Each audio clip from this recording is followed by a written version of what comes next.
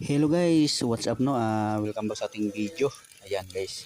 Sa ngayong video pala ay tayo ay magre-repair ng tumagas dito no, na tumagas dito sa bandang may hinang sa baba pa mismo tumagas guys kasi nakikita nyo naman na sobrang sikip ng sitwasyon dito sa ilalim pa kami nag-welding.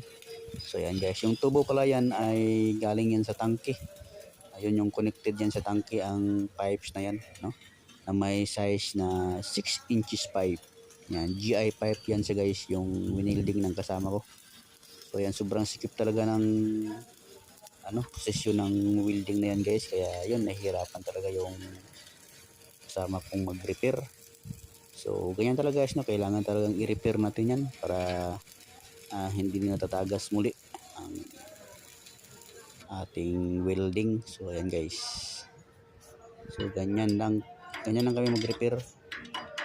Kung saan yung tumagas banda, doon lang i-repair guys para mabilis lang. So pagkatapos nyan i-repair namin, iti-testing namin yan ulit na may lakas na 275 PSI. So yan guys, ganun kalakas yung namin testing sa hydro testing namin.